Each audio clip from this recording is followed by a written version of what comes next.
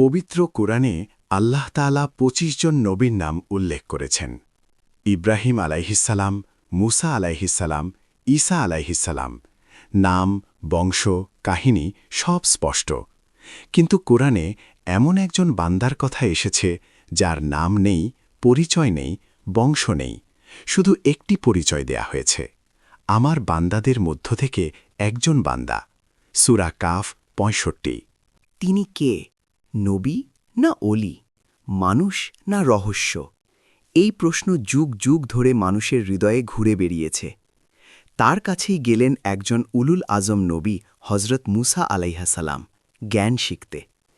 এই গল্প শুধু ইতিহাস নয়, এটা আমাদের অহংকার ভাঙার গল্প, আমাদের আমি জানি এই দাবিকে চূর্ণ করার গল্প।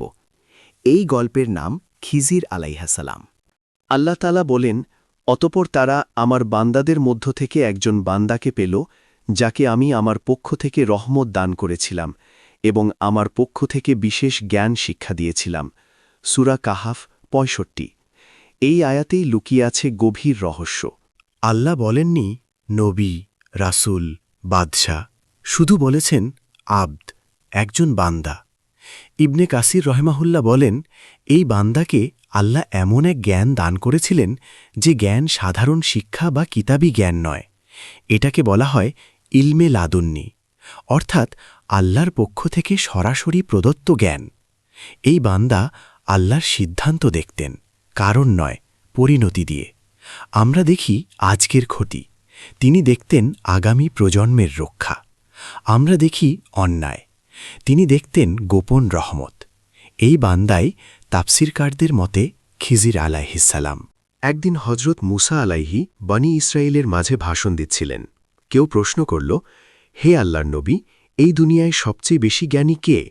মুসা আলাইহি উত্তর দিলেন, আমি। এই উত্তর অহংকার থেকে আসেনি, তিনি ছিলেন ওহির অধিকারী নবী। তার জানা অনুযায়ী তিনিই সবচেয়ে জ্ঞানী। কিন্তু আল্লাহ তাআলা সঙ্গে সঙ্গে ওহী পাঠালেন। আল্লাহ বললেন, হে মুসা, আমার এক বান্দা আছে যার কাছে এমন জ্ঞান রয়েছে যা তোমার কাছে নেই। এটাই ছিল পরীক্ষা। আল্লাহ মুসা আলাইহিসসালামকে বলেন, যেখানে দুই সাগর মিলিত হয়েছে সেখানেই তাকে পাবে। মুসা আলাইহিসসালাম সঙ্গে নিলেন তার খাদেম ইউশা ইবনে নুন আলাইহিসসালাম। তিনি বললেন, যতক্ষণ না দুই সাগরের মিলনস্থলে পৌঁছাব আমি থামব না, চাই বছর লেগে যাক। এটা ছিল একজন নবীর বিনয়, একজন আল্লাহর প্রিয় বান্দার শিক্ষা গ্রহণের যাত্রা। দূর পথ, রোদে পোড়া বালু, পাথুরে পাহাড় আর অচেনা উপকূল। মুসা আলাইহিসসালাম ও তার সাথী ইউশা ইবনে নুন আলাইহিসসালাম দিনের পর দিন হাঁটতে থাকলেন। আল্লাহ তাদের জন্যে একটি নিদর্শন নির্ধারণ করেছিলেন। তাদের সঙ্গে ছিল একটি মাছ। আল্লাহ বলেছিলেন, যেখানে মাছটি হারিয়ে যাবে সেখানেই তোমার কাঙ্ক্ষিত বান্দার সাক্ষাৎ হবে। একসময় ক্লান্ত হয়ে তারা একটি পাথরের পাশে বিশ্রাম নিলেন। সেই মুহূর্তে আল্লাহর কুদরতে মাছটি জীবিত হয়ে উঠল। পাথরের ফাঁক দিয়ে সমুদ্রের দিকে লাফ দিল। পানিতে তৈরি হল একটি সুড়ঙ্গের মতো পথ। ইউশা আলাইহিসসালাম বিস্ময়ে তাকিয়ে থাকলেন। কিন্তু বিশ্রামের কারণে এই ঘটনা তিনি মুসা আলাইহিসসালামকে জানাতে ভুলে গেলেন। আর আল্লাহ বলেন, শয়তান তাকে ভুলিয়ে দিয়েছিল। সূরা কাফ ৬৩। আরও কিছু দূর যাওয়ার পর মুসা আলাইহিসসালাম বললেন, আমাদের খাবার নিয়ে এসো, এই সফরে আমরা খুব ক্লান্ত হয়ে পড়েছি। তখন ইউশা আলাইহিসসালাম থমকে গেলেন, তার বুক কেঁপে উঠল। তিনি বললেন, আপনি কি লক্ষ্য করেছেন, যখন আমরা পাথরের পাশে বিশ্রাম নিয়েছিলাম তখন মাছটি সমুদ্রে লাফ দিয়ে চলে গেছে? মুসা আলাইহিসসালামের চোখ উজ্জ্বল হয়ে উঠল। তিনি বললেন, এটাই তো আমরা খুঁজছিলাম। তারা ফিরে গেলেন সেই জায়গায়। সেখানে নির্জন উপকূলে একজন মানুষ বসেছিলেন। চেহারায় অদ্ভুত প্রশান্তি, চোখে গভীর নূর, চলাফেরায় ধীরতা, যেন সময় তার উপর প্রভাব ফেলে না। মুসা আলাইহিসসালাম দিয়ে বললেন, আমি কি আপনার অনুসরণ করতে পারি, যাতে আপনি আমাকে সেই জ্ঞান শিক্ষা দেন যা আপনাকে শিক্ষা দেওয়া হয়েছে? এই বাক্যে ছিল না অহংকার, ছিল বিনয়, ছিল জ্ঞানের ক্ষুধা। খিজির আলাইহিসসালাম শান্ত কণ্ঠে বললেন, আপনি আমার সঙ্গে ধৈর্য ধরতে পারবেন না। মুসা আলাইহিসসালাম উত্তর দিলেন, ইনশাআল্লাহ আপনি আমাকে ধৈর্যশীল পাবেন। তখন খিজির আলাইহিসাল্লাম একটি শর্ত দিলেন, আমি নিজে না বলা পর্যন্ত আপনি কোনো বিষয়ে প্রশ্ন করবেন না। মুসা আলাইহিসাল্লাম রাজি হলেন। এই শর্ত ছিল সহজ নয়, কারণ সত্যিকারের শিক্ষা নীরবতার মধ্যেই শুরু হয়। সাগরের ঢেউ শান্ত ছিল। একটি ছোট নৌকা, পুরনো, কাঠের, কিন্তু যত্নে রাখা। নৌকার মাঝে ছিলেন দরিদ্র মানুষ। তিনি খিজির আলাইহিসাল্লাম ও মুসা আলাইহিসাল্লামকে চিনতেন না, তবুও বিনা ভাড়ায় নৌকায় তুলে নিলেন। নৌকা যখন মাঝ সমুদ্রে, হঠাৎ খিজির আলাইহিসাল্লাম দাঁড়ালেন, হাতে একটি লোহার যন্ত্র, আর মুহূর্তের মধ্যেই ঠাস, নৌকার তলায় আঘাত, কাঠ ফেটে গেল, পানি ঢুকতে শুরু করল। মুসা আলাহির বুক কেঁপে উঠল। তিনি আর চুপ থাকতে পারলেন না। আপনি কি একে ডুবিয়ে দিতে চান? এই মানুষগুলো আমাদের উপকার করেছে। খিজির আলাহি শান্তভাবে তাকালেন। আমি কি বলিনি আপনি ধৈর্য ধরতে পারবেন না? মুসা আলাহি থমকে গেলেন। তিনি বললেন, ভুলে গেছি, আমাকে দয়া করুন, আর কঠিন করবেন না। নৌকাটি তীরে পৌঁছাল। মাঝিরা নৌকা মেরামতে ব্যস্ত হল। কিন্তু মুসা আলাহির মনে প্রশ্ন রয়ে গেল। পথ চলতে চলতে তারা একটি জনপদ অতিক্রম করছিলেন। খেলার মাঠে একটি শিশু হাসছে, নির্দোষ, অজানা ভবিষ্যৎ। হঠাৎ খিজির আলাইহিসাল্লাম এগিয়ে গেলেন। এক মুহূর্ত, এক নিঃশব্দ সিদ্ধান্ত, শিশুটিকে হত্যা করা হল। মুসা আলাইহিসাল্লামের চোখ বিস্ফারিত। এইবার তিনি নিজেকে সামলাতে পারলেন না। আপনি কি করলেন? একটি নিষ্পাপ প্রাণ, কোনো অপরাধ ছাড়াই। এটা ছিল একজন নবীর ন্যায় বিচারের আর্তনাদ। খিজির আলাইহিসাল্লাম বললেন, আমি কি বলিনি আপনি আমার সঙ্গে ধৈর্য ধরতে পারবেন না? মুসা আলাইহিসাল্লামের কণ্ঠ কাঁপছিল। এটাই শেষ, আর যদি প্রশ্ন করি তাহলে আপনি আমাকে ছেড়ে দিতে পারেন। এটা ছিল তৃতীয় সুযোগের আগে শেষ সতর্কতা। সন্ধ্যা ঘনিয়ে এল। তারা পৌঁছালেন একটি গ্রামে। গ্রামের মানুষ কৃপণ, নির্দয়। কেউ খাবার দিল না, কেউ আশ্রয় দিল না। তবুও খিজির আলাহে একটি ভাঙা দেয়াল দেখতে পেলেন। তিনি একাই দেয়ালটি মেরামত করতে লাগলেন। ঘাম ঝরল, হাত কেটে গেল, কিন্তু কাজ থামল না। মুসা আলাহি অবাক হয়ে বললেন, আপনি চাইলে এর বিনিময়ে পারিশ্রমিক নিতে পারতেন। এই ছিল তৃতীয় প্রশ্ন। খিজির আলাহে খেমে গেলেন, দেয়ালের দিকে তাকালেন, তারপর মুসা আলাহের দিকে। এখানেই আমাদের পথ আলাদা। নীরবতা নেমে এল। আল্লাহর রহমত অনেক সময় ক্ষতির আড়ালে থাকে। ন্যায় বিচার সবসময় দৃশ্যমান নয়।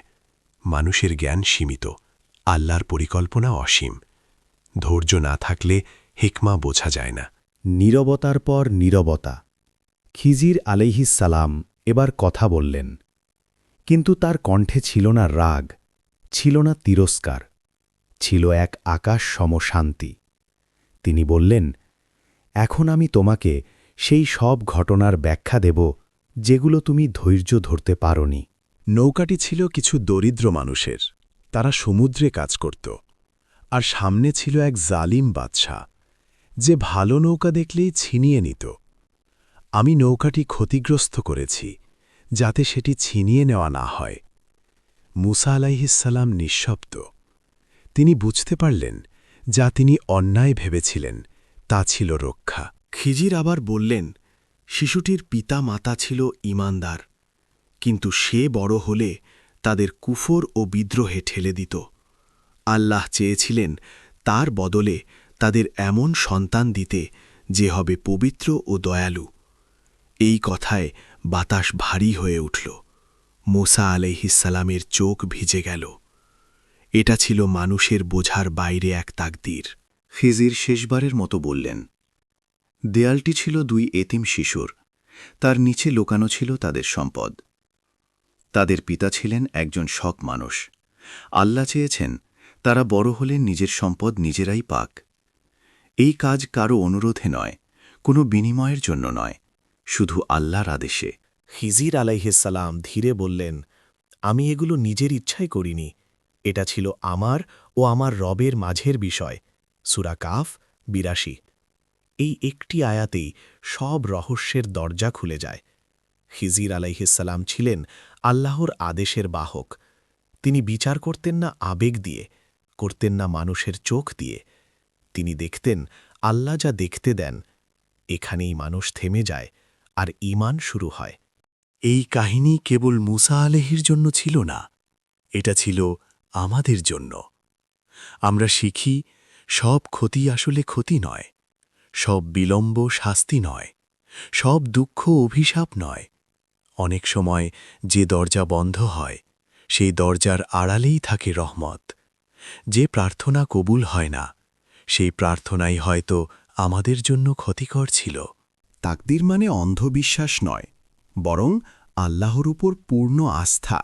ধৈর্য না থাকলে হিকমা বোঝা যায় না। আল্লাহ যা করেন তা কখনোই অকারণ নয়। খিজির আলেহ নবী না অলি, এই প্রশ্ন যুগ যুগ ধরে মানুষের মনে। খিজির আলেহ কি নবী ছিলেন নাকি আল্লাহর এক বিশেষ অলি?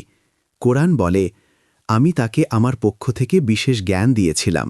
সূরা কাহফ ৬৫। অধিকাংশ মুফাসসির বলেন তিনি নবী ছিলেন, কারণ তিনি ওহির মাধ্যমে কাজ করেছেন। শরীয়তের বাহিরে কাজ করার অনুমতি নবী ছাড়া কারো নেই। তিনি স্পষ্টভাবে বলেন, আমি নিজের ইচ্ছায় করিনি। কিছু আলেম বলেন তিনি অলি ছিলেন, তবে এমন অলি যিনি ওহির মতো বিশেষ ইলহাম পেয়েছিলেন। কিন্তু একটি বিষয়ে সবাই একমত, খিজির আলাইহিসসালাম শরীয়তের ঊর্ধ্বে ছিলেন না। তার জ্ঞান ছিল সীমিত, আল্লাহ প্রদত্ত। তার কাজ ছিল একটি নির্দিষ্ট মিশনের জন্য। এখানেই ভ্রান্ত ধারণা ভেঙে যায়। আজ কেউ যদি বলে আমি খিজিরের মতো শরীয়ত মানি না, সে মিথ্যাবাদী। এই কাহিনী থেকে কিছু মানুষ ভুল শিক্ষা নেয়। তারা বলে সবকিছু তাকদির, আমি দায়ী নই। অন্যায় হলেও আল্লাহর ইচ্ছা, আমার অন্তর ভালো, কাজ না করলেও হবে। কোরআনের জবাব দেয়, মানুষ যা করে তার প্রতিফল সে পাবে। তাকদির মানে দায়িত্বহীনতা নয়, বরং চেষ্টা প্লাস তাওয়াক্কুল, আমল প্লাস আস্থা, ভয় প্লাস আশা। এই ভারসাম্যই ঈমান। এই গল্প মুসা আলাইহিসসালামের নয়, এই গল্প খিজির আলাইহিসসালামেরও নয়, এই গল্প আমাদের। আমরা যখন বলি কেন আমার সাথে এমন হলো, আমি তো নামাজ পড়ি, আমি তো দোয়া করেছিলাম, তখন এই কাহিনী উত্তর দেয়, তুমি পুরো চিত্র দেখছ না, তুমি শেষ অধ্যায়ে জানো না, তুমি শুধু একটি দৃশ্য দেখছ। আল্লাহ পুরো কাহিনী জানেন। আজ যদি জীবন কষ্টে ভরা, হয়তো সেটাই তোমার নৌকাকে রক্ষা করছে। আজ যদি কিছু হারাও, হয়তো সেটাই তোমাকে কুফর থেকে বাঁচাচ্ছে। আজ যদি দেরি হচ্ছে, হয়তো নিচে লুকানো আছে তোমার আমানত। হে আল্লাহ, আমাদের চোখে নয়, আমাদের হৃদয়ে হিকমা দেখার তৌফিক দিন। আমাদের এমন ধৈর্য দিন যা প্রশ্ন করে না, বরং বিশ্বাস করে। আমাদের এমন ঈমান দিন যা অন্ধকারেও বলে, আমার রব ভুল করেন না।